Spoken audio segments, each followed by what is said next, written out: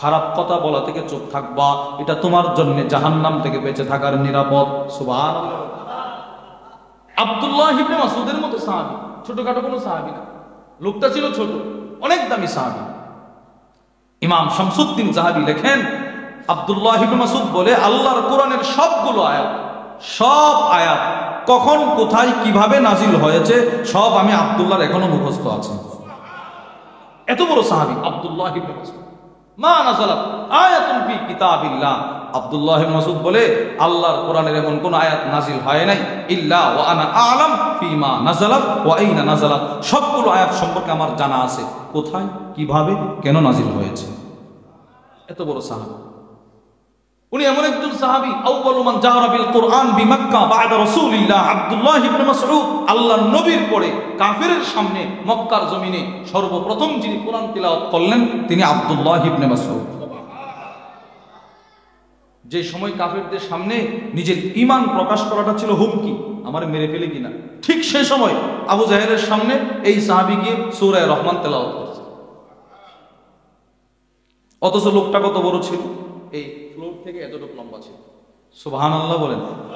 একদম খাটো মানুষ, অনেক খাটো মানুষ থাকে, এরকম খাটো ছিলেন, এতটুকু খাটো মানুষ ছিল, একদম খাটো। 24 ঘন্টা রসুলের বালিশ, রসুলের মেসওয়াক, নবীজির জুতা নিজের বগলের নিচে নিয়ে নিয়ে রসুলের পিছনে পিছনে ঘুরত। নবীজি একদিন মেসওয়াকের ডাল আনার জন্য ওনারে পাঠাইছে। ইমাম বুখারী নিয়ে আসছে আল আদাবুল মুফরাদের 237 নম্বর হাদিসের বর্ণনা। হযরত আলী বলেন, আল্লাহর রাসূল আব্দুল্লাহ ইবনে মাসউদকে একটা গাছের উপরে উঠতে পাঠাইছে, হে আব্দুল্লাহ যাও এই গাছ থেকে আমার জন্য একটা মেসওয়াকের ডাল নিয়ে আসো। উনি গাছে উঠছে, বাতাসে ওনার যে ইজার ছিল লুঙ্গি এটা উঠতেছে নড়তেছে। কয়েকজন সাহাবী, ওনার পাগুলো ছিল এরকম চিকন, খাটো মানুষ তো এরকম চিকন চিকন পা, সাহাবারা দেখে হাসি মারছে। আল্লাহর রাসূল বলে, তোমরা হাসি দিলে কেন? সব সাহাবারা বলে, ইয়া রাসূলুল্লাহ তার পাটা চিকন তো আমাদের মনের অজান্তে হাসি চলে আসছে, আপনি আমাদেরকে মাফ করে দেন। আল্লাহর রাসূল বলে, শোনো, আজকে আমার আব্দুল্লাহর একটা চিকন পা দেখে হাসি মাল্লা, শোনো শোনো, লা রিজলু আব্দুল্লাহ ইবনে মাসউদ আতকালু ফিল মিজান ইয়াউমাল কিয়ামাতি মিন উহুদ, হাশরের কঠিন ময়দানে আমার আব্দুল্লাহ ইবনে মাসউদের একটা চিকন পায়ের ওজন মিজানের পাল্লায় উহুদ পাহাড়ের চাইতেও বেশি ভারী হবে। সুবহানাল্লাহ। এবার আপনি বলেন তো, যেই সাহাবীর শুধু পাটা উহুদ পাহাড়ের চাইতে বেশি ভারী হবে, তার পুরোটা শরীর কি পরিমাণ ভারী হবে বলেন। এবার এই সাহাবীর দাম কেমন? বুখারীর বর্ণনায় আসছে, আব্দুর রহমান নামে এক তাবী এক জামাত নিয়ে আসছে হুযায়ফার কাছে, এসে বলে, হুযায়ফা এমন একজন সাহাবীর নাম বলবেন যেই সাহাবীর চাল চলন, স্বভাব চরিত্র, মন মিজাজ, হাঁটা চলা, নামাজ রোজা তেলাওয়াত ইত্যাদি পরিপূর্ণ নবীর মতো ছিল, এমন একজন সাহাবীর নাম বল। তো হুযায়ফা বলে, আমার জানা মতে এইরকম ছিল আব্দুল্লাহ ইবনে মাসউদ। তাহলে ওনার দাম কেমন বলেন? এত দামি মানুষটা পর্যন্ত পাহাড়ে ওইটা নিজের জিহ্বা ধরে টানে, বিষয়টা কোথায়? ওনার মতো ব্যক্তি ওনার জিহ্বা ধরে টানতেছে, যেন ছিঁড়ে ফেলবে জিহ্বাটা। সাহাবারা বুঝে আনছে, আরে আপনি পাগল হয়ে গেছেন, আপনি তো জান্নাতি, আপনি রাসূলের খাদেম ছিলেন। না, তোমরা আমারে ধোঁকা দিও না, আমি রাত্রে ঘুমাইলে সকালে উঠে মনে হয় আমি যেন এমন কোনো কথা বলে ফেলছি যেটার কারণে আমি জাহান্নামী হয়ে গেছি। কি ভয়! পাহাড় থেকে নামলেন, দৌড়ায় বাড়িতে গেলেন। আও সবনাহু আব্দুর রহমান, ওনার ছেলের নাম ছিল আব্দুর রহমান, গিয়ে তার হাত ধরলেন, ধরে বলতে লাগলো, বাবা তুমি সাহাবীর ছেলে এই মনে করে কিন্তু পার পাইবা না, তুমি আব্দুল্লাহ ইবনে মাসউদের ছেলে এটা মনে করে কিন্তু জান্নাতে যাইতে পারবা না। শোনো শোনো, আমি আব্বা হিসেবে তোমাকে একটা ওসিয়ত করলাম, ওসিকা বিতাকওয়াল্লাহ, 1 নাম্বার তুমি আল্লাহর তাকওয়া অর্জন করো, 2 নাম্বার আমসিক আলাইকা লিসানাক, আমি যেমন জিহ্বাকে নিয়ন্ত্রণ রাখার চেষ্টা করি তুমিও তোমার জিহ্বাকে নিয়ন্ত্রণ রাখার চেষ্টা করো। সুবহানাল্লাহ বলে। বাপ পাহাড়ে গিয়ে জিহ্বা নিয়ন্ত্রণ রাখে, এবার এসে সন্তানরে বলতেছে। এজন্যই আল্লাহর রাসূল বললেন, বুখারীর বর্ণনা, ওয়ান আবি হুরায়রা রাদিয়াল্লাহু তাআলা আনহু قال, আবু হুরায়রা রাদিয়াল্লাহু তাআলা আনহু থেকে বর্ণিত, তিনি বলেন, قال النبي صلى الله عليه وسلم, আল্লাহর রাসূল বলেন, মান কানা ইউমিনু বিল্লাহি ওয়াল ইয়াউমিল আখির, যে ব্যক্তি আল্লাহকে বিশ্বাস করে, যে ব্যক্তি পরকালকে বিশ্বাস করে, যে আল্লাহকে বিশ্বাস করে, যে পরকালকে বিশ্বাস করে, আল্লাহর রাসূল বলেন, ফালিয়াকুল খায়রা, সে যেন ভালো কথা বলে। বলেন তো, সে যেন কি কথা বলে? ভালো কথা। এবার রাসূল বলে, যদি ভালো কথা বলতে না পারে আউলিয়াসমুত, অন্যথায় সে যেন চুপ থাকে। হয়তো ভালো কথা নতুবা চুপ থাকা। বলেন হয়তো কি কথা আর নয় কি? এই হাদিসের ব্যাখ্যা করতে গিয়ে আল্লামা ইবনু আব্দুল বার আল কুরতুবী তার বিখ্যাত কিতাব আত-তামহিদ এর মধ্যে লেখেন, এই হাদিসে আল্লাহর রাসূল ওয়া ফি হাদাল হাদিস আদাবুন ওয়া সুনান। ইমাম ইবনু আব্দুল বার বলেন এই হাদিসের ভিতরে আল্লাহর রাসূল অনেকগুলো গুরুত্বপূর্ণ পয়েন্ট নিয়ে আলোচনা করছেন। এর ভিতরে একটা পয়েন্ট হলো মিনহাত তাকিদ ফি লুজুমিস সাম, নবীজি আমাদেরকে বেশি বেশি চুপ থাকার প্রতি গুরুত্ব দিয়েছেন। রাসূল যেন আমাদেরকে বলতে চাচ্ছেন দরকার নাই কোনো কথা বলার, চুপ থাকো। সুবহানাল্লাহ বলেন। তাহলে হাদিসে নবীজি কি বললো? হয়তো ভালো কথা বলা। হয়তো কি কথা বলা ভাই? ভালো কথা। অন্যথায় কি? চুপ থাকা। এই যে আমি যে বারবার আপনাদেরকে বলছি সুবহানাল্লাহ বলেন, এটা হলো সবচেয়ে বেশি ভালো কথা। সুবহানাল্লাহ, এটা আমার কথা না, এটা রাসূলের কথা। মনে করেন রাসূল আমাদেরকে বলল তুমি চুপ, হয়তো ভালো কথা বলবা, অন্যথায় চুপ থাকবা। আমি নবীকে প্রশ্ন করলাম, ওগো আল্লাহর রাসূল, আমাদের কাছে তো ভালো কথা আমার দলের স্লোগান, আমার কাছে তো ভালো কথা আমার নেত্রীর স্লোগান, আমার কাছে ভালো কথা আমার নেতার নাম জপন করা। আচ্ছা এবার আপনি একটু বলেন তো ভালো কথা কি? মুসলিম শরীফের বর্ণনা, আল্লাহর রাসূল বলেন লা আন আকুলা সুবহানাল্লাহ আলহামদুলিল্লাহ লা ইলাহা ইল্লাল্লাহ আল্লাহু আকবার সুবহানাল্লাহ আলহামদুলিল্লাহ লা ইলাহা ইল্লাল্লাহ আল্লাহু আকবার। আল্লাহর রাসূল বলেন এই শব্দগুলো হলো আমার কাছে সবচেয়ে বেশি ভালো কথা। সুবহানাল্লাহ। এবার আমরা প্রশ্ন করলাম কি পরিমাণ বেশি ভালো কথা আপনার কাছে, কি পরিমাণ ভালো? আল্লাহর রাসূল বলেন গোটা পৃথিবী যদি আমি মুহাম্মদকে দিয়ে দেওয়া হয় আমি সন্তুষ্ট হব না, আমি খুশি হব না। একবার সুবহানাল্লাহ বলতে পারলে যেই পরিমাণ খুশি হব। এই হাদিসটা রাসূলের একটা স্বাভাবিক বক্তব্য, নবীজির একটা স্বাভাবিক বক্তব্য। এটা সবসময় নবীজি বলতেন আমার কাছে এটা গোটা পৃথিবীর চাইতে শ্রেষ্ঠ। দেখেন চারটা দৃষ্টান্ত আপনাদেরকে শোনাই। এক নাম্বার, রাসূল বলে একবার সুবহানাল্লাহ বলতে পারা আমার কাছে গোটা পৃথিবীর চাইতে শ্রেষ্ঠ। দুই নাম্বার দৃষ্টান্ত, আল্লাহর রাসূল বলেন মুসলিম শরীফের বর্ণনা, রাকাআতাল ফাজরি খায়রুম মিনাদ দুনিয়া জামিআ, ফজরের পূর্বের 2 রাকাত সুন্নতের দাম আমি নবীজির কাছে গোটা পৃথিবীর চাইতে শ্রেষ্ঠ। কোন নামাজ? ফজর। সামনে যেটা আসতেছে ফজরের পূর্বের 2 রাকাত সুন্নতের দাম নবীর কাছে গোটা পৃথিবীর চাইতে কি শ্রেষ্ঠ। 3 নাম্বার বুখারীর বর্ণনা, আল্লাহর রাসূল বলেন আল্লাহর রাস্তায় এক সকাল এক বিকাল মানে কিছু সময় ব্যয় করা আমি রাসূলের কাছে গোটা পৃথিবীর চাইতে শ্রেষ্ঠ। 4 নাম্বার, ইমাম বদরুদ্দিন আল আইনি রহিমাহুল্লাহ তার বিখ্যাত বুখারীর শরহ উমদাতুল কারির মধ্যে লেখেন সূরাতুন নিসার একটা আয়াতটা কি মান ইয়ামাল সুআ ইউজজাবি, এই আয়াতটি যখন নাজিল করা হলো রাসূল সাহাবাদের সামনে হাসতে হাসতে আসলেন। আচ্ছা হাসতেছেন, সাহাবারা বলে রাসূল আপনি খুব খুশি? আল্লাহর রাসূল বলে শোনো গত রাত্রে আমার উপর একটা আয়াত নাজিল করা হয়েছে, এই আয়াতটা আমার কাছে গোটা পৃথিবীর চাইতে শ্রেষ্ঠ। তাহলে আমরা 4টা বক্তব্য শুনলাম, নবীজির কি ঘোষণা আমার কাছে গোটা পৃথিবীর চাইতে শ্রেষ্ঠ। একবার সুবহানাল্লাহ গোটা পৃথিবীর চাইতে শ্রেষ্ঠ। ফজরের 2 রাকাত সুন্নত আমার কাছে গোটা পৃথিবীর চাইতে শ্রেষ্ঠ। সূরা নিসার আয়াত গোটা পৃথিবীর চাইতে শ্রেষ্ঠ। আল্লাহর রাস্তায় এক সকাল এক বিকাল কিছু সময় দেওয়া গোটা পৃথিবীর চাইতে শ্রেষ্ঠ। এই গোটা পৃথিবীর চাইতে শ্রেষ্ঠ এই কথাটার অর্থ কি? রাসূলজি শুধু বললেন গোটা পৃথিবীর চাইতে শ্রেষ্ঠ, এটার অর্থ কি?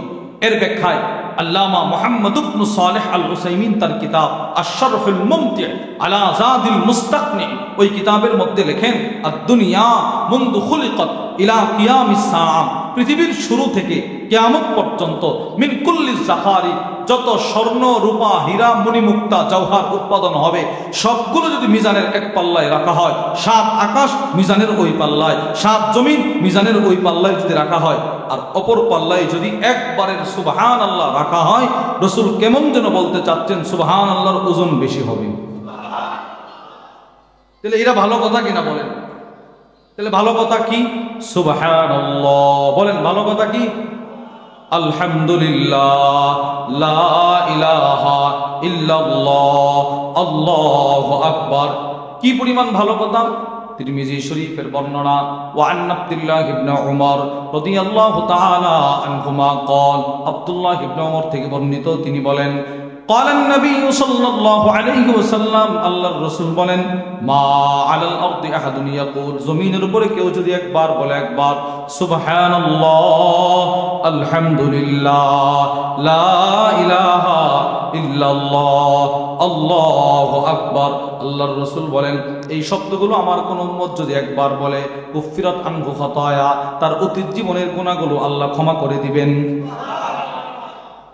এবার আমরা প্রশ্ন করলাম, ওগো আল্লাহর রাসূল, আমার গুনাহ যদি সমুদ্রের ফেনা পরিমাণ হয়, কওয়ালাউ কানাত মিথলা জাবাদিল বাহ, তোমার গুনাহ যদি সমুদ্রের ফেনা পরিমাণ হয় আল্লাহ মাফ করে দিবেন। এখানে একটা কথা, হুজুর এখানে গুনাহ দ্বারা কোনটা উদ্দেশ্য, সগীরা না কবিরা? অধিকাংশ মুহাদ্দিস বলছেন সগীরা, প্রায় সব মুহাদ্দিস সগীরা বলছেন, কিন্তু এটা সুন্দর একটা ব্যাখ্যা করছেন আমাদের হযরত ওয়ালা হাকিমুন নফস আল্লামা মুফতি মুশতাকুন নবী কাসিম হাফিজাহুল্লাহ। হুজুরের একজন উস্তাদ আছে এখনো জীবিত, আল্লামা হারুন আল মাদানী হাফিজাহুল্লাহ, টুমচর আলিয়া মাদ্রাসা। তো হুজুর এই হাদিসের ব্যাখ্যায় বলেন, একবার যখন বান্দা বলবে সুবহানাল্লাহ, আল্লাহ তার সমুদ্রের ফেনা পরিমাণ সগীরা গুনাহ মাফ করে দিবে। সে যখন আবার বলবে, আবার সমুদ্রের ফেনা পরিমাণ সগীরা গুনাহ মাফ, সে আবার বলবে, আবার মাফ। এক পর্যায়ে তার যখন সব সগীরা গুনাহ আল্লাহ মাফ করে দিবে, এরপরে সে যখন সুবহানাল্লাহ বলবে, তখন আল্লাহ হুকুকুল্লাহ, আল্লাহ সম্পৃক্ত যত কবিরা গুনাহ ওইগুলো ধীরে ধীরে মাফ করতে থাকবে। আর হুকুকুল ইবাদ, বান্দার সাথে সম্পৃক্ত যত কবিরা গুনাহ ওইগুলো দুনিয়াতেই মাপ চেয়ে নেওয়ার যোগ্যতা আল্লাহ বান্দারে দান করবে। কি সুন্দর একটা ব্যাখ্যা করছে। তাহলে ভালো কথা কি বলেন, বলেন সবাই বলেন সুবহানাল্লাহ, আলহামদুলিল্লাহ, লা ইলাহা ইল্লাল্লাহ, আল্লাহু আকবার, সুবহানাল্লাহ, আলহামদুলিল্লাহ, লা ইলাহা ইল্লাল্লাহ, আল্লাহু আকবার। এই তাসবিহগুলো পড়লে গুনাহ মাফ হয়। গুনাহ মাফ হওয়ার ধরনটা কেমন, রাসূল এটাও দৃষ্টান্ত দিয়ে বুঝাইলেন।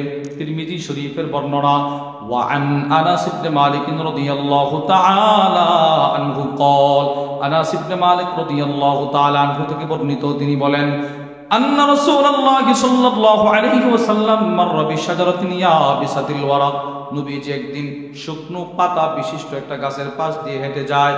ফাদরাবাহা বিআসা, নবীজির হাতে একটা লাঠি ছিল। আল্লাহর রাসূল লাঠি মুবারক দিয়ে গাছে একটা আঘাত করলেন। ফাতানা সারাল ওয়ারাক, গাছের পাতাগুলো ঝরে পড়ে গেল। রাসূল একটা আঘাত করছে, পাতাগুলো ঝরঝর করে পড়ে গেছে।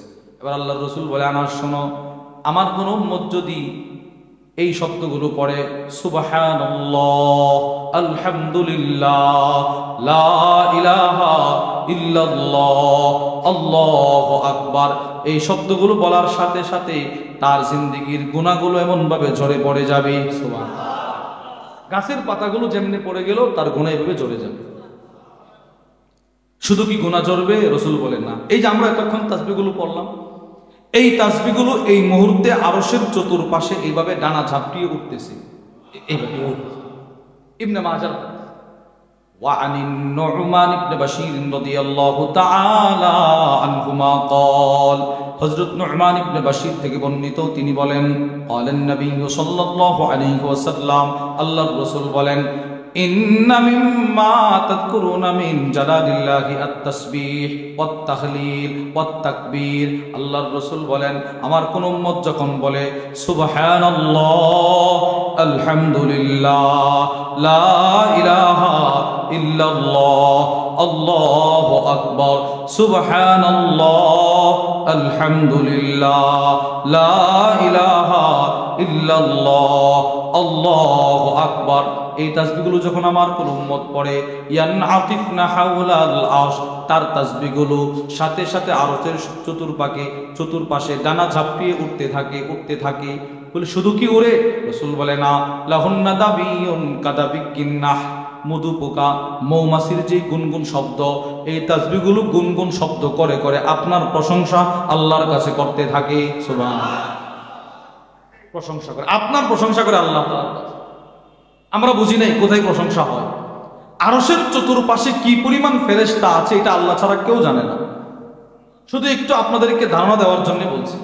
মনে করেন আমাদের বাংলাদেশে যত মানুষ আছে, না গোটা পৃথিবীতে যত মানুষ ছিল, এখন আছে, ভবিষ্যতে আসবে, সকলকে যদি আল্লাহ তাআলা নূহ আলাইহিস সালামের 950 বছর হায়াত দান করেন, আর 950 বছর হায়াত পায়া সবাই যদি আমরা কোটি কোটি লিখতে থাকি, কোটি কোটি কোটি কোটি লিখতে থাকি, সবার 950 বছর হায়াত শেষ, এবার সবগুলো কোটি কোটি এক জায়গায় করলে মূল সংখ্যাটা কেমন হবে বলেন?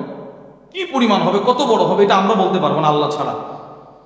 এর চাইতেও বেশি কোটি গুণ বেশি ফেরেশতা আছে শুধু আরশের চতুর্পাশে।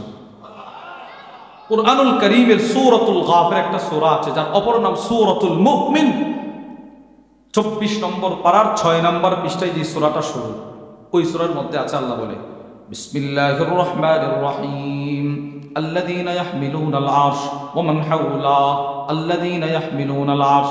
আল্লাহ রাব্বুল আলামিন বলেন যারা আরশ বহন করে আছে, ওয়া মান হাওলাহু আরশের চতুর্পাশে যারা আছে। এই আরশের চতুর্পাশে কারা আছে এটার ব্যাখ্যায় তাফসীরে রুহুল বায়ান, তাফসীরে ইবনে কাসির, তাফসীরে কুরতুবীর মধ্যে এসেছে crore crore crore crore million billion trillion চাইতে বেশি ফেরেশতা আছে। সুবহানাল্লাহ। আরো সহজ করে আব্দুল্লাহ ইবনে মাসউদ রাদিয়াল্লাহু তাআলা আনহু আরো সহজ করে বলছেন, সূরাতুল ফুরকানের একটা আয়াত আছে ওয়া ইয়াউমা তাশাক্কাকুস সামাউ বিল গামাম ওয়া নুযিলাল মালাইকাতু তানজিলা। এই অংশটির ব্যাখ্যায় আব্দুল্লাহ ইবনে মাসউদ লিখছেন কি পরিমাণ ফেরেশতা আরশের চতুর্পাশে আছে। এবার এই সব এত ফেরেশতার দায়িত্বটা কি, আরশের চতুর্পাশে এদের ডিউটি কি? আল্লাহ বলেন ইউসাব্বিহুনা বিহামদি রাব্বিহিম, সব ফেরেশতার দায়িত্ব শুধুই মাত্র এই তাসবিহগুলো আল্লাহর সামনে পড়া। সুবহানাল্লাহ সুবহানাল্লাহ সুবহানাল্লাহ সুবহানাল্লাহ সুবহানাল্লাহ সুবহানাল্লাহ আলহামদুলিল্লাহ আলহামদুলিল্লাহ আলহামদুলিল্লাহ আলহামদুলিল্লাহ আলহামদুলিল্লাহ আল্লাহু আকবার আল্লাহু আকবার আল্লাহু আকবার আল্লাহু আকবার আল্লাহু আকবার। এই তাসবিহগুলো সব ফেরেশতাদের দায়িত্ব, শুধু পড়তে থাকা, জরব লাগানো। কিন্তু আশ্চর্যের বিষয় হলো একজন মুমিন যখন এত কোটি কোটি মাইল দূরের জমিনে বৈশা যখন একবার বলে সুবহানাল্লাহ, তার সুবহানাল্লাহর আওয়াজ সব ফেরেশতার আওয়াজের উপরে চলে যায়। কেন উপরে যায়? এইটার ব্যাখ্যায় আমাদের হযরত ওয়ালা হাকিমুন নফস আল্লামা মুফতি মুশতাকুন নবী কাসিম হাফিজাহুল্লাহ হুজুরের সাথে আমার একটা সফর ছিল চাঁদপুরে। হুজুরের পোড়া বয়ান আমি বৈশা বৈশা শুনছি। হুজুর ওই বয়ানে বলছিলেন যে মুমিনকে আল্লাহ সৃষ্টি করছেন আল্লাহকে ভালোবাসার জন্য, আল্লাহকে ভালোবাসার জন্য। ওয়াল্লাযীনা আমানু আশাদ্দু হুব্বান লিল্লাহ, মুমিনের অন্তরে আল্লাহর ভালোবাসা সবচাইতে বেশি থাকে। ভালোবাসার মানুষটা যখন জমিনে বসে সুবহানাল্লাহ বলে, তখন এটা যখন আরো আজিমে যায়, আল্লাহ তাআলা ফেরেশতাদেরকে বলে তোরা থাম, তোদের চাইতেও আমার প্রিয় বান্দার হাদিয়া আমার কাছে চলে আসছে। সুবহানাল্লাহ। সে আমারে ভালোবাসা বলছে, ভালোবাসা তোমরা থামো, আগে দেখি তার তাসবিহ আমারে কি বলে। এবার তাসবিহ গিয়ে বলে আল্লাহ উমুকের পক্ষ থেকে আসছি। কেন আসলাম? আল্লাহ আপনার রহমতের আশায়, আপনার আযাবের ভয়ে তারে ক্ষমা করে দেন। তো আল্লাহ বলে যাও তাকে আমি ক্ষমা করে দিলাম। এই কথাটাই রাসূল এই হাদিসে বলছেন, মা আলাল আরদি আহাদুন ইয়াকুল, জমিনের উপরে কেউ যদি দিল থেকে তাসবিহগুলো পড়তে পারে সুবহানাল্লাহ আলহামদুলিল্লাহ লা ইলাহা ইল্লাল্লাহ আল্লাহু আকবার, রাসূল বলেন তাসবিহগুলো কেউ যদি দিল থেকে পড়ে তার গুনাহগুলো আল্লাহ ক্ষমা করে দিবেন। ওই ওখানের ক্ষমা এখানের ক্ষমা। তাহলে এই এগুলো কি কথা বলেন? ভালো কথা। এগুলো কি? তাহলে আল্লাহ রাসূল যে বললেন মান কানা ইউমিনু বিল্লাহি ওয়াল ইয়াউমিল আখির, যে আল্লাহকে বিশ্বাস করে, আমরা আল্লাহকে বিশ্বাস করি না? যে পরকালকে বিশ্বাস করে, আমরা পরকালকেও বিশ্বাস করি। এবার রাসূলের দায়িত্ব, রাসূল দায়িত্ব দিয়ে দিলেন ফালিয়াকুল খায়রা, সে যেন ভালো কথা বলে। এবার প্রশ্ন, ভালো কথা কি? বলেন বলেন বলেন। সুবহানাল্লাহ আলহামদুলিল্লাহ লা ইলাহা ইল্লাল্লাহ আল্লাহু আকবার। এই শব্দগুলো সবচাইতে দামি কথা। এগুলো কেউ যদি প্রত্যেক ফরজ নামাজের পরে 10 বার 10 বার 10 বার, আরেক বর্ণনায় 33, তো 10 বার 10 বার কেউ যদি পড়ে, আল্লাহর রাসূল বলেন সে মৃত্যুর পরে সোজা জান্নাতে চলে যাবে। মুসলিম শরীফের বর্ণনা, ক্বালা রাসূলুল্লাহ সাল্লাল্লাহু আলাইহি ওয়াসাল্লাম খাসলাতান আও খাল্লাতান, নবীজি বলেন দুইটা সিফত এমন আছে, দুইটা গুণ, লা ইউহাফিজু আলাইহিমা আবদুন মুসলিমুন ইল্লা দাখালাল জান্নাহ, আমার কোন মুসলমান উম্মত যদি দুইটা গুণ হেফাজত করতে পারে মৃত্যুর পরে সে জান্নাতে চলে যাবে। এক নাম্বার, প্রত্যেক ফরজ নামাজের পরে 10 বার সুবহানাল্লাহ বলেন তো, 10 বার কি? আর 10 বার আলহামদুলিল্লাহ, আর 10 বার আল্লাহু আকবার। তাহলে প্রথম 10 বার কি? সুবহানাল্লাহ, এরপরের 10 বার আলহামদুলিল্লাহ, এরপরের 10 বার আল্লাহু আকবার। তাহলে 5 ফরজের পরে 5টা 30, 150 বার। আল্লাহর রাসূল বলেন তোমার মুখে উচ্চারণ হবে 150, মিজানের পাল্লায় হয়ে যাবে 1500। সুবহানাল্লাহ, ওখানে হবে 1500।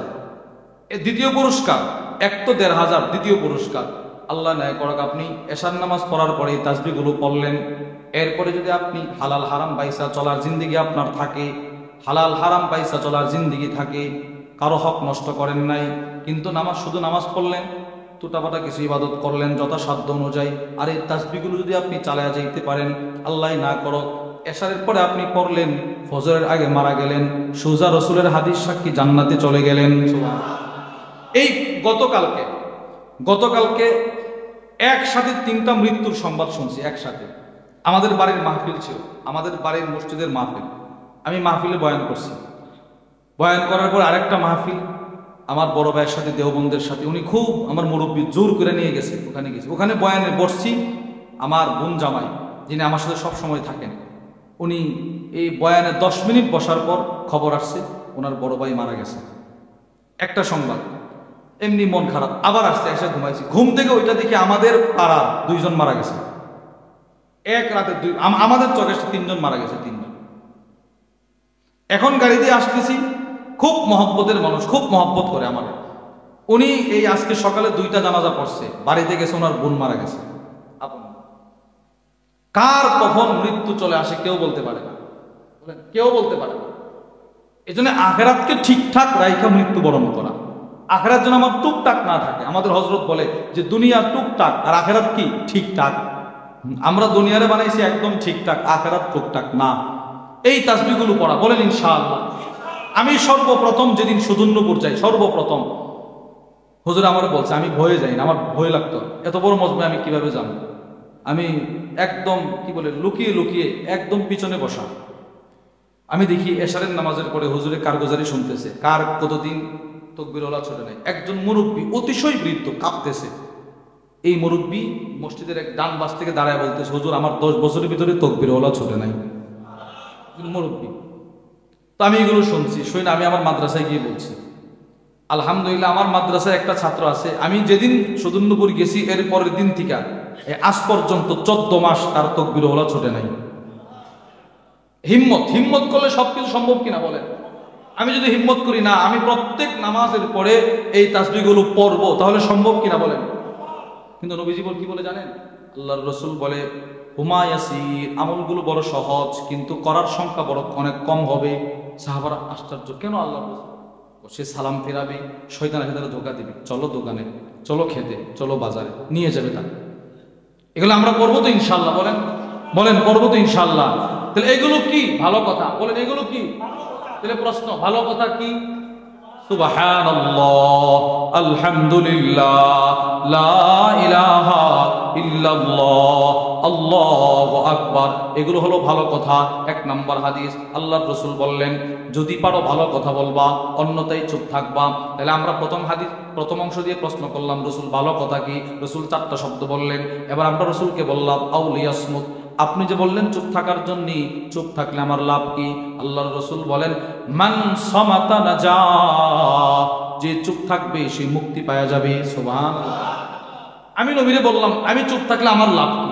রাসূল বলে তুমি চুপ থাকলে তুমি মুক্তি পাওয়া যাবে। আমি হাদিস বুঝি নাই, কিসের থেকে মুক্তি পাবো আমি প্রশ্ন করলাম। এবার রাসূল তো এখন আর নাই। রাসূলের পক্ষ থেকে মুল্লা আলী কারি রাহিমাহুল্লাহ জবাব দিয়ে বলেন, মিরকাতুল মাফাতিহের মধ্যে লেখেন ফাকাত নাজা মিন আফাতিদ দারাইন, যদি তুমি চুপ থাকতে পারো দুনিয়া আখিরাতের সব মুসিবত থেকে তুমি মুক্তি পাওয়া যাবে। দুনিয়াতে মামলা, যাও মুক্তি। দুনিয়াতে টেনশন, মুক্তি। দুনিয়াতে সন্তানের বিবাহ হয় না, মুক্তি। মেয়েটারে বিবাহ দিতে পারো না, মুক্তি। পরকালে জাহান্নামের ভয়, মুক্তি। সুবহানাল্লাহ। রাসূল নিজে স্পষ্ট বলে গেছেন। তিরমিজির বর্ণনা, হযরত উকবা ইবনে আমির রাসূলের কাছে গিয়ে বলে, ইয়া রাসূলুল্লাহ মান নাজা, মুক্তি কিসে আমারে বলেন। আল্লাহর রাসূল বলে, মুক্তি পেতে চাও আমসিক আলাইকা লিসানাক, নিজের জিহ্বাটাকে নিয়ন্ত্রণে রাখো, মুক্তি পাওয়া যাইবা। সুবহানাল্লাহ বলে। কেন রাসূল, আচ্ছা রাসূল চুপ থাকার প্রতি কেন এত গুরুত্ব দিলেন? মানুষ অনেক সময় অযথা কথা বলে, অযথা কথা, মনের অজান্তে অনেক কথা বলে, যে কথাটার কারণে মানুষ পূর্ব থেকে পশ্চিমের দূরত্ব যতটুক, এর চাইতেও জাহান্নামের গভীরে চলে যায়। নাউজুবিল্লাহ বলে। একটা অযথা কথা আপনি কল্পনাও করেন নাই যে এটার কারণে আমার জাহান্নামে যেতে হবে। রাসূল বলছে, বুখারীর বর্ণনা, وعن أبي هريرة رضي الله تعالى عنه قال, আবু হুরায়রা রাদিয়াল্লাহু তাআলা আনহু থেকে বর্ণিত, আল্লাহর রাসূল বলেন, ইন্নাল আবদ লা ইয়াতাকাল্লামু বিল কালিমাহ মা ইয়াতাবায়্যানু ফিহা, অনেক বান্দা আছে চিন্তা ফিকির ছাড়া কথা বলে, হুট করে একটা কথা বলল, ইসলাম বিদ্বেষী কথা, ঈমান বিদ্বেষী কথা, কথাটা বলার কারণে সে মা ইয়াতাবায়্যানু ফিহা, সে কি কথাটা বলল কখনো চিন্তা করে নাই, মুখ দিয়ে আসছে বলে ফেলছে। আল্লাহর রাসূল বলেন, ইয়াজিল্লু বিহা ফিন্নার আবআদা মিম্মা বাইনাল মাশরিকি ওয়াল মাগরিব, শোনো, তার একটা অযথা কথার কারণে পৃথিবীর পূর্ব থেকে পশ্চিমের দূরত্ব যতটুক, এর চাইতে জাহান্নামের গভীরে সে চলে যাবে। নাউজুবিল্লাহ বলেন। রাসূলের একজন সাহাবী মারা গেছে, নবীজির সাহাবী, খেয়াল করে শোনেন, নবীজির সাহাবী মারা গেছে। তিরমিজি শরীফের বর্ণনায় আছে, ওয়ান আনাস ইবনে মালিক রাদিয়াল্লাহু তাআলা আনহু قال, আনাস ইবনে মালিক থেকে বর্ণিত, তিনি বলেন, তুফিয়া রাজুলুম মিন আসহাবিন নবী সাল্লাল্লাহু আলাইহি ওয়াসাল্লাম, নবীর একজন সাহাবীর ইন্তেকাল হয়ে গেল, লাশ সামনে রাখা, হয়তো জানাজা হয়ে গেছে অথবা জানাজা হবে।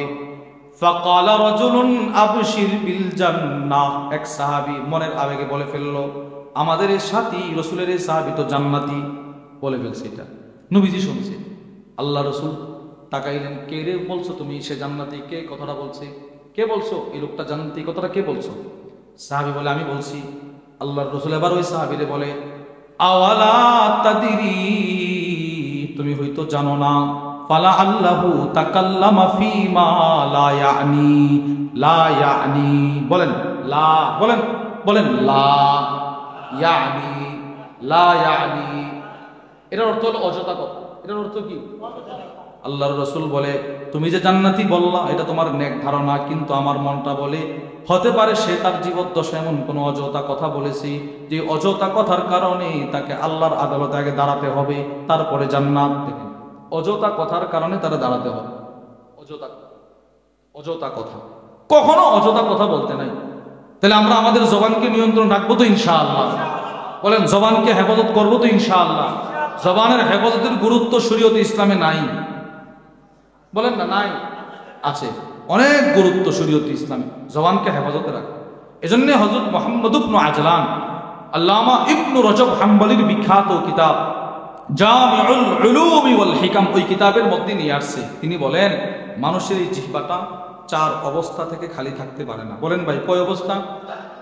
1 নাম্বার, আমার জিহ্বা দিয়ে হয়তো তেলাওয়াত চলবে। 1 নাম্বার, হয়তো তেলাওয়াত চলবে। 2, আমার এই জিহ্বা দিয়ে জিকির। 2 নাম্বার কি ভাই? জিকির। 3, এই জিহ্বা দিয়ে দ্বীনি বিষয় বর্ণনা করা, দ্বীনি বিষয় বর্ণনার জন্য আরজ পেশ করা। 4, দুনিয়ার ফায়দাজনক কথা, মানে উপকারী কথা, অনর্থক না, প্রয়োজনীয় কথা বলা। মনে করেন আপনি ব্যবসায়ী মানুষ, বাজারে বসছেন, এখন কাস্টমার এসে বলতেছে কত, আপনি বলেন না হুজুরে বয়ান বসে চুপ থাকার জন্য। এখন আপনি মুখ বন্ধ করে বসে আছেন না, এখানে ওনারে জবাব দেওয়া এটা প্রয়োজন। এটা কি ভাই? এটা প্রয়োজন। প্রয়োজনীয় কথা বলা যাবে, অপ্রয়োজনীয় কথা বলা, যে কথাটা আমার দুনিয়ারও কোনো ফায়দা নাই, আখিরাতেরও কোনো ফায়দা নাই, ওই রকম কথা বলা যাবে? ওই রকম কথা বলা যাবে। এইরকম কথা অনেক সময় অনেক ইবাদতকারীর ইবাদতকে ধ্বংস করে দেয়। আবু দাউদ শরীফের মধ্যে একটা হাদিস আছে, খুব মর্মান্তিক হাদিস, ভয়ঙ্কর একটা হাদিস। وعن أبي هريرة رضي الله تعالى عنه قال, আবু হুরায়রা রাদিয়াল্লাহু তাআলা আনহু থেকে বর্ণিত। হাদিস বর্ণনাকারী সাহাবীর নামটা মনে রাখলে হাদিসটা বুঝতে সহজ হবে।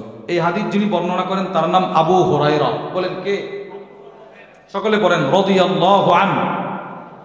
তাহলে এই হাদিস বর্ণনাকারী সাহাবীর নাম কি? আবু হুরায়রা। বলেন কি? সবাই বলেন না কি? আবু হুরায়রা। এবার আবু হুরায়রা রাদিয়াল্লাহু তাআলা হাদিসটা বর্ণনা করেন, তিনি বলেন, সামি'তু রাসূলুল্লাহি সাল্লাল্লাহু আলাইহি ওয়াসাল্লাম ইয়াকুল, আমি নবীকে একটা হাদিস বলতে শুনছি। কি হাদিস? মূলত আল্লাহ রাসূল একটা বনী ইসরাঈলের ঘটনা বর্ণনা করেন, আবু দাউদ শরীফের বর্ণনা। আল্লাহর রাসূল বলেন, কানা রাজুলানি ফি বনী ইসরাঈল মুতাওয়াফিয়াইন, বনী ইসরাঈলের দুই বন্ধু ছিল, দুই বন্ধু। কই বন্ধু ভাই? দুইজন বন্ধু ছিল। ফাকানা আহাদুহুমা, তার গুনাহগার বন্ধুকে নাগাল পাইতো, বয়ান করত, তার উপদেশ দিত, দোস্ত আকসির, আর গুনাহ করিস না, এবার থাম, আর গুনাহ করিস না, এবার থামোস না। মানুষ আমার শরম দেয়, আমি নামাজ পড়ি তুই নামাজ পড়স না, আমি ইবাদত করি তুই ইবাদত করস না, মানুষ আমার অনেক কথা বলে, তুই এগুলো ছেড়ে দে। তো সে বলে, ছাড়বো, যা তুই তোর পথে যা। আল্লাহর রাসূল বলেন, ফাওয়াজাদাহু ইয়াউমান আলা দামবিন, ইবাদতকারী বন্ধু একদিন রাস্তা দিয়ে হাঁটে, তার গুনাহগার বন্ধুরে দেখি গুনাহ করতেছে, আবার গিয়ে বলে, দোস্ত আর কত তোকে দাওয়াত দিব, তোরে প্রতিদিন আমি দাওয়াত দিই, তুই আবার ভালো হয়ে যা। গুনাহগার বন্ধু একটু রাগ হয়ে ইবাদতকারী বন্ধুকে একটা কথা বলল। কি কথা? খাল্লিনি ওয়া রব্বি, যা বেটা যা, আর আমারে দাওয়াত দেওয়ার দরকার নাই, তুই তোর পথে চল, আমারে আমার আল্লাহর পথে ছেড়ে দে। এরপরে আবার বলতেছে, আবু ইসনা আলাইয়া রাকিবা, গুনাহগার ইবাদতকারীরে বলে, যে তারে শুধু দাওয়াত দেই, গুনাহগার ইবাদতকারীরে বলতে লাগলো, আমি দুনিয়াতে কি করি না করি এটা বুঝি দেখার জন্য আল্লাহ তোরে পাঠাইছিনি বেটা, যা সর এখান থেকে, আমি কি করি না করি তোরে আল্লাহ এটা দেখার জন্য পাঠাইছে, তুই তোর ইবাদত কর, আমার দাওয়াত দেওয়ার দরকার নাই।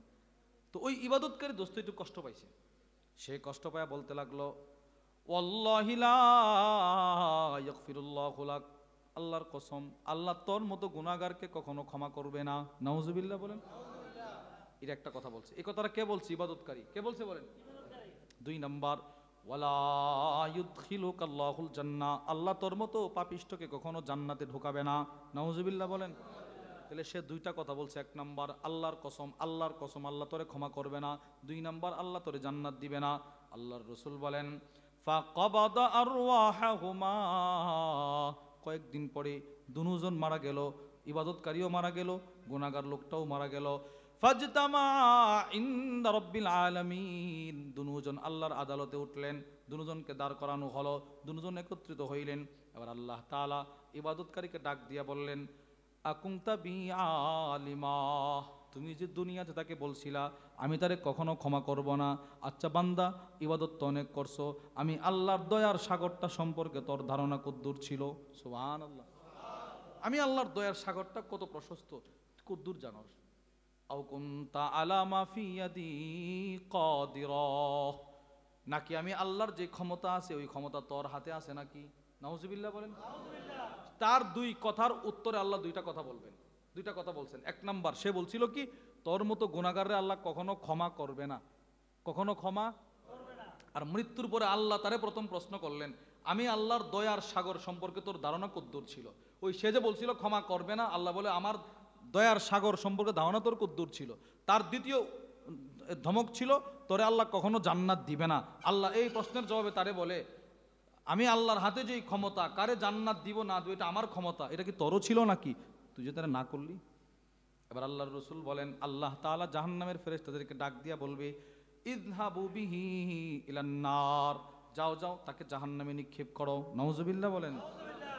এবার ওই গুনাহগারকে ডাক দিবে আল্লাহ, গুনাহগারকে ডাক দিয়ে বলবে, বান্দা সারা জীবন গুনাহ করলা, তোমার কপাল কত ভালো, মৃত্যুর পূর্বে তোমার তওবা নসিব হয়ে গেল, আবার জবানকে নিয়ন্ত্রণে রাখলা, যাও বান্দা যাও, ফাদখুলিল জান্নাতা বিরহমাতি, আজকে আমি আল্লাহর দয়ার চাদরটা পেঁচে তুমি আল্লাহর জান্নাতে চলে যাও। সুবহানাল্লাহ। হাদিস এখানে শেষ। এবার আপনারা মনে থাকলে বলেন তো, এই হাদিস যেই সাহাবী বর্ণনা করলেন তার নাম কি? মাশাআল্লাহ, জাযাকুমুল্লাহ আহসানাল জাযা। এই হাদিস যেই সাহাবী বর্ণনা করলেন তার নাম কি? এবার হাদিসটা শেষ হওয়ার পর আবু হুরায়রা রাদিয়াল্লাহু তাআলা একটা চিৎকার মারলেন, কাঁদলেন, চোখের পানি ছেড়ে একটা চিৎকার দিয়া বলে, হায় আফসোস, বনী ইসরাঈলের সেই ইবাদতকার এত ইবাদত করার পরেও তার জান্নাত ধ্বংস করে দিল। কোন জিনিসটা? আও বাকাত দুনিয়া ওয়া আখিরাতা, কলা তাকাল্লামা বিকালিমা আও বাকাত দুনিয়া ওয়া আখিরাতা। আবু হুরায়রা বলে, ইবাদতকারী রাগের মাথায় দুইটা কথা বলার কারণে তার দুনিয়াও ধ্বংস হয়ে গেল, আখিরাতও ধ্বংস হয়ে গেল। নাউজুবিল্লাহ বলেন। তাহলে রাগের মাথায় অযথা কথা বলা যাবে না। তালাক দিয়ে আইসা বলে, হুজুর রাগের মাথায় বলছি না, আপনি রাগের মাথায় বললেও চলে যাবে।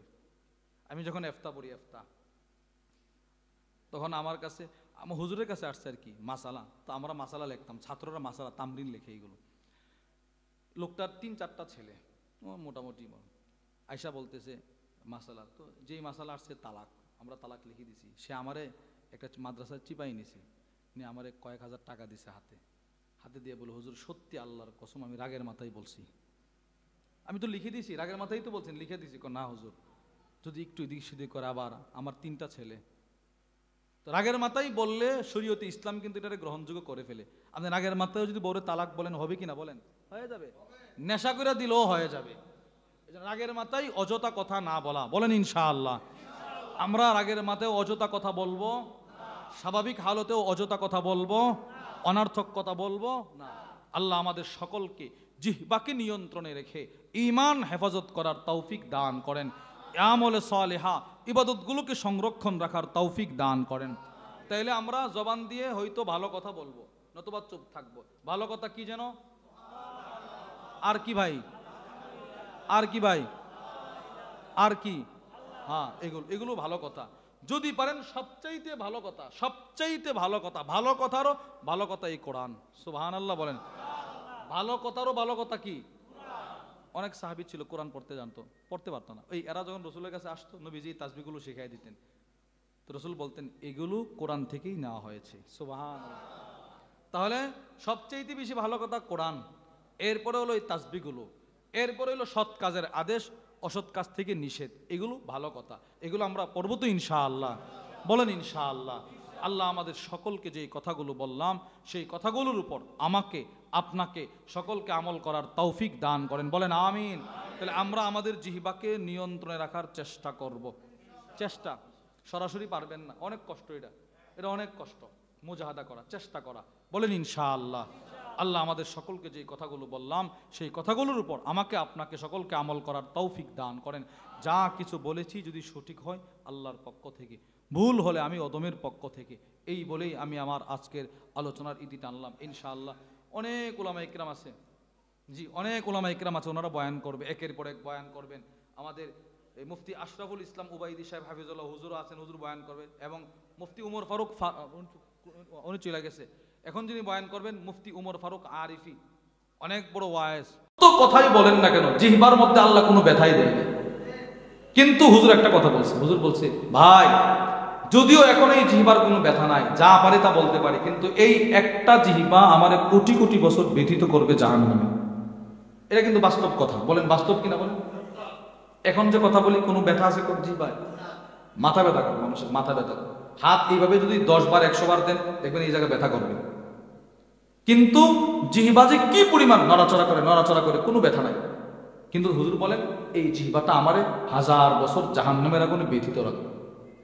খুব এই জিহ্বা আর হলো চোখের পলক, এই পাতি, এই দুইটা 1000 বার ব্যবহার করলে কোনো ক্লান্ত হয়। এই জন্য নিজের জিহ্বাকে নিয়ন্ত্রণে রাখা।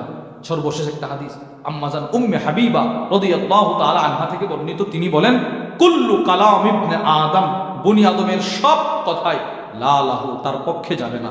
তবে সে জিকির, যে কথাগুলো দ্বারা সে জিকির করছে, যেগুলো সে জিকিরের মাধ্যমে করেছে, যে কথাগুলো বলেছে, ওই কথাগুলো হাসরের ময়দানে তার পক্ষে যাবে। সুবহানাল্লাহ। তাহলে আমাদের কোনো কথা আমাদের পক্ষে থাকবে না। জিকির, সৎ কাজের আদেশ, এইগুলো আমাদের পক্ষে থাকবে। এজন্য কথা বলতে খুব হুঁশিয়ার। হযরত ফুদাইল ইবনে আয়াজ রাহিমাহুল্লাহ, ওনার একটা কথা শোনেন। আজকে জুমার দিন গেল না, জুমার দিন গেল আজকে। উনি ইয়াহফাজু কালামাহু মিনাল জুমআতি ইলাল জুমআ, ফুদাইল ইবনে আয়াজ, ইনি এক জুমা থেকে আরেক জুমার সবগুলো কথা নোট করে রাখতেন। যতটা কথা বলতেন সব লিখে রাখতেন, যেন আমার কোনো কথা অযথা না হয়। আল্লাহ আমাদের সকলকে জবান হেফাজত রাখার মতো গুরুত্বপূর্ণ ইবাদতটা করার তৌফিক দান করেন, আমিন। এখন আপনাদের সামনে গুরুত্বপূর্ণ বয়ান করবেন আমার ভাই হযরত মাওলানা মুফতি উমর ফারুক আরিফি হাফিজাহুল্লাহ।